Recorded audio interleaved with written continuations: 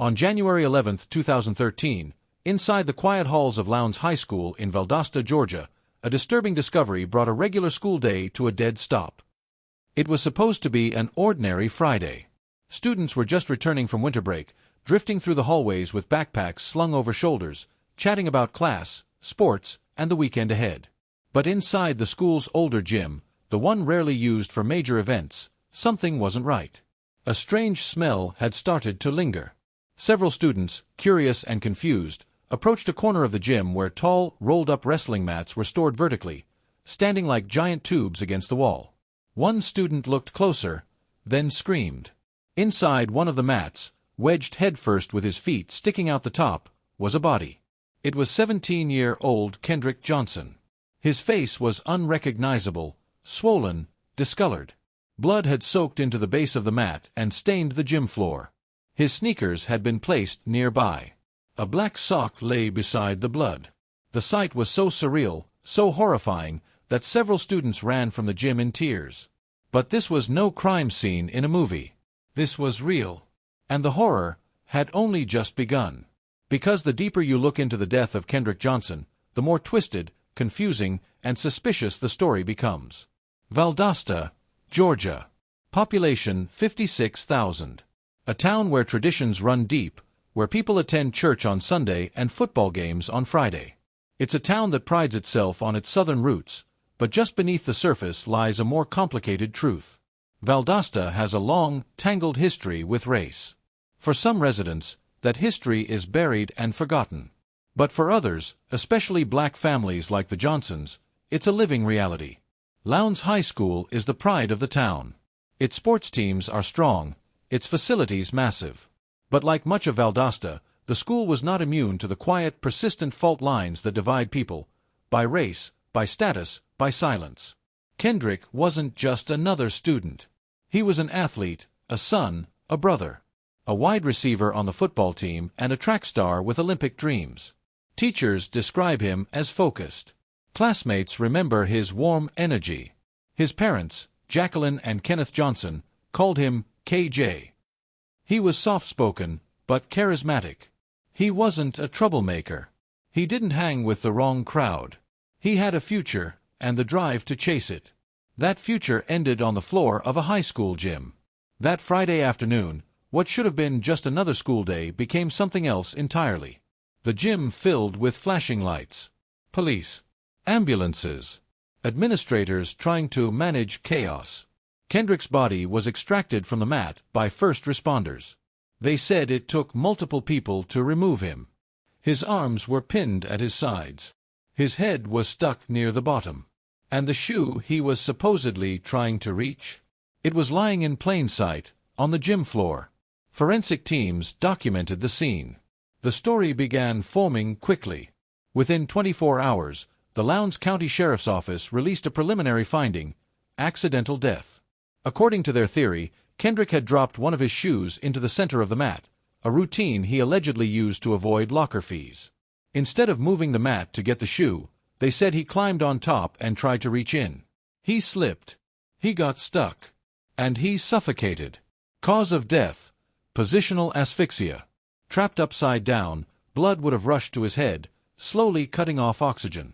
But almost immediately, Kendrick's family began asking questions. And the more they learned, the less sense it made. Kendrick's father, Kenneth, was the first to challenge the story. He measured the mats. Kendrick was 5 feet 10 inches. The hole inside the mat? Barely 14 inches wide. Too narrow for him to just slip inside headfirst. Even if he had somehow gotten stuck, why didn't anyone hear him yell? There were students in the gym throughout the day. Did no one see or hear a thing? But things got worse.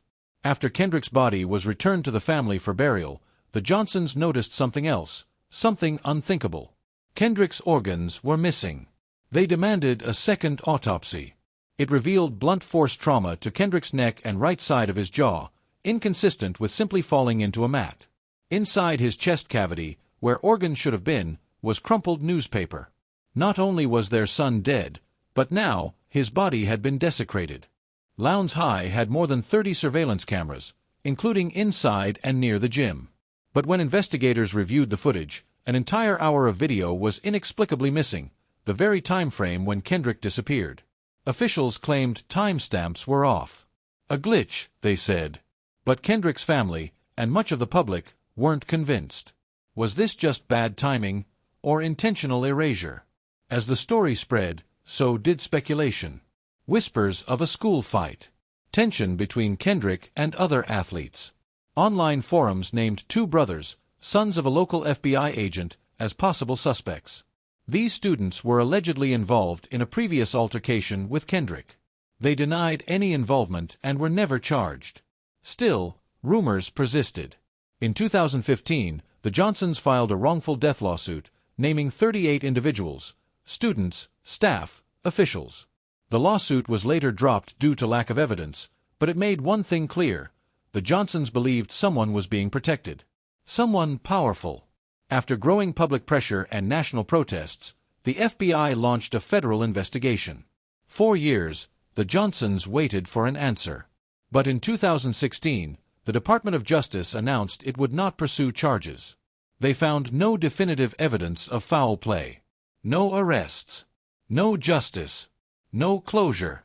In 2021, after nearly a decade of public outcry, Lowndes County reopened the case and reviewed 17 boxes of evidence. But by 2022, the case was closed again, with authorities still calling Kendrick's death a tragic accident. For Jacqueline and Kenneth Johnson, the pain never left. Every press conference, every protest, every exhumation of their son's body, it all came from one desire: the truth. They believe Kendrick was murdered. That someone knows what happened. And that somewhere in Valdosta, people are keeping secrets. Kendrick's death became a symbol of racial injustice, of institutional silence, and of a justice system that too often fails black families. To the Johnsons, this wasn't just about one boy, it was about all the others like him who might be forgotten. If Kendrick died by accident, why were his organs missing? Why was the footage from that specific hour corrupted? Why didn't anyone hear or see anything inside a busy high school gym? And why does so much evidence seem to vanish into thin air? Was this a freak accident, or a carefully concealed crime? Was Kendrick Johnson simply unlucky, or was he silenced? 10 years later, we still don't know. Because in Valdosta, Georgia, some truths refuse to stay hidden. And some lives, no matter how young, deserve answers, not excuses.